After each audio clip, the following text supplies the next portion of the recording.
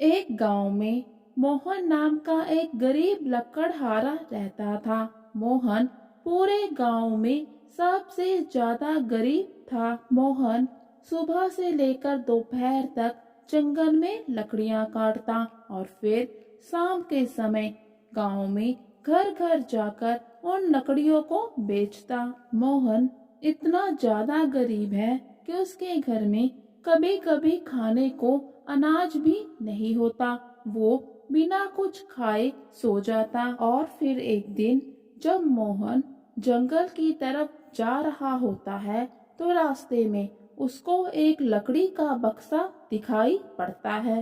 तो वो बक्से को उठाकर अपने साथ जंगल की ओर ले जाता है। जंगल पहुंचकर बक्से को नीचे रखकर उसे खोलकर देखता है तो बक्सा बिल्कुल खाली होता है। तो मोहन उसके अंदर अपनी रोटियां रख देता है और फिर लकड़ियां काटना शुरू कर देता है। कुछ समय के बाद जब मोहन लकड़ियां काटकर थक जाता है और उसको भूख लगती है तो वो बक्से से रोटी निकालने लगता है। मोहन जब बक्से से रोटी निकालता है तो उसमें बहुत सारी रोटियां होती हैं।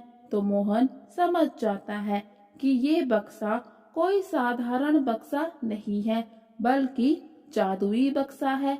इसमें जो कोई भी सामान डालते हैं वो कई गुना होकर बाहर आता है। गरीब मोहन एक बहुत ही नेक दिल और धैर्यवान व्यक्ति है। उसने कभी भी उस बक्से से जरूरत से ज्यादा सामान नहीं निकाला।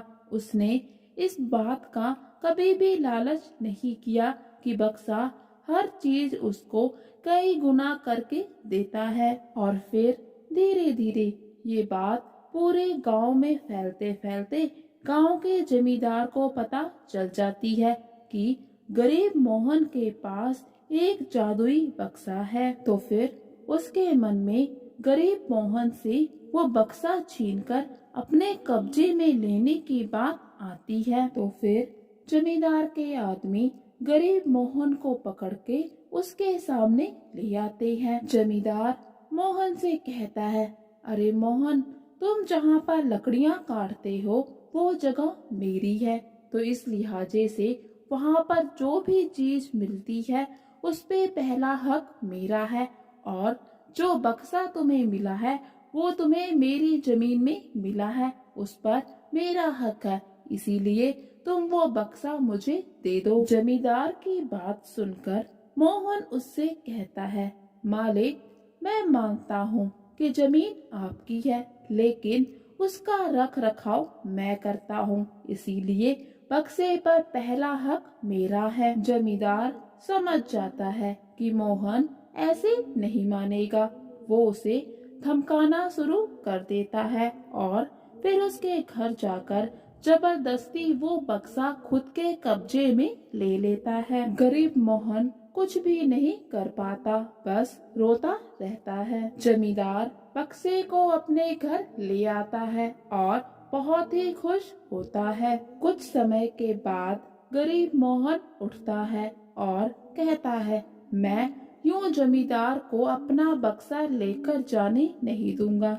मैं जमींदार से अपना बक्सा वापस लेकर रहूंगा।